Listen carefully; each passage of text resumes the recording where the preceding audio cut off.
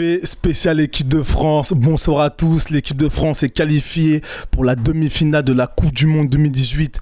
Une première sous l'ère Deschamps. Comment vas-tu, Abou, et comment as-tu ressenti ce match? Avant de commencer cette interview, déjà je vous remercie de m'interviewer. J'ai passé un très bon match en votre compagnie et je suis extrêmement heureux. Enfin, la France en demi-finale, c'était un objectif déjà fixé par la Fédération française de football et un objectif, je pense, comme nous trois, comme la plupart des supporters français, un objectif personnel. Donc la France en demi-finale, c'est que du bonheur. Et en plus, on sort de deux très bons matchs, des matchs en phase de poule un peu compliqués, mais là un match contre l'Argentine, un match référence, on sort quand même l'Argentine de Léo Messi, et là aujourd'hui les gars, on sort l'équipe qui avait jusqu'à aujourd'hui la meilleure défense de cette Coupe du Monde. C'est vrai, je suis tout à fait d'accord avec toi. Le match face à l'Argentine était un match un peu plus fruité, un peu plus, on va dire, football champagne, comme on utilise souvent cette expression. Et on a senti un peu l'austérité face aux Uruguayens. Est-ce que c'était dû à notre posture, à notre philosophie de jeu, ou est-ce que l'Uruguay n'a rien proposé cet après-midi? Je pense que l'Uruguay, il leur manquait Edinson Cavani. N'oublions pas que c'est lui qui a qualifié son pays face au Portugal. Mais si on se rappelle bien, contre le Portugal, quand même, dans le jeu, dans la construction du jeu, les Uruguayens ont tout de même galéré. Ils n'avaient pas vraiment la possession de balle. Et aujourd'hui, c'était exactement la même équipe uruguayenne, mais sans Edinson Cavani. Donc je pense que les Uruguayens n'étaient pas dans leur match. Contrairement à nous Français, où dès le début du match, on l'a vu tous ensemble, dès le début du match, les Français sont partis au pressing. Les Français n'ont pas hésité. Et voilà, on a fait le jeu, on a su percer cette défense, on a mis 2 buts et on file en demi-finale. C'est clair, on a été très discipliné défensivement. Ton meilleur Français cet après-midi? Mon meilleur Français, ça c'est une très bonne question. Mon meilleur Français, je vais peut-être t'en surprendre quelques-uns, mais pour moi, le meilleur Français c'est Lloris. C'est lui qui nous sauve. Il y a 1-0 à la 40e minute. Ce coup franc donc de Griezmann, détourné par Varane, et juste derrière, donc juste avant la pause, cette parade qui est pour moi décisive, de Lloris qui va chercher ce ballon, qui se détend.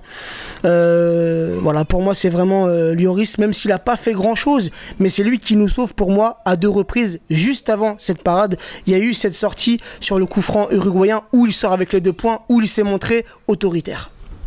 C'est clair, il a été décisif cet après-midi, c'est bon augure pour la suite. Et pourtant, Lloris, t'as vu, c'est pas vraiment...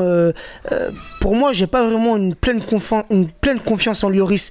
Rappelez-vous, l'an passé, tu te rappelles du match contre la Suède où il fait cette erreur et ça nous coûte le but. Mais là, franchement, sur ce match-là, il a fait un très gros match. D'accord. J'aimerais te parler de notre Parisien, Titi Parisien, Mbappé, bien sûr. Comment tu l'as pressenti aujourd'hui? Comment tu l'as observé? Alors il a fait un très bon début de match, mais je l'ai vu s'éteindre au fil du match. C'est vrai qu'au début il a apporté de la rapidité, de la technicité, on l'a vu, il a fait des différences, il a subi aussi pas mal de fautes, mais juste avant sa sortie, tu vois, je l'ai trouvé un petit peu endormi en seconde période. Après, il est encore jeune, est-ce que c'est un coup de fatigue par rapport à son match contre l'Argentine où il a mis tout le monde d'accord, c'était lui l'homme du match contre l'Argentine. Donc voilà, Mbappé, il faut être indulgent envers lui, n'oublions pas qu'il a tout juste 19 ans et il ne peut pas à lui tout seul porter l'équipe de France. Mais voilà, aujourd'hui il n'a pas fait un match dégueulasse, il a fait un match correct. D'accord. Dernière question, les demi-finales. Donc pour une éventuelle rencontre face à la Belgique, face au Brésil, tu connais mon avis. Comment prévois-tu cette future rencontre?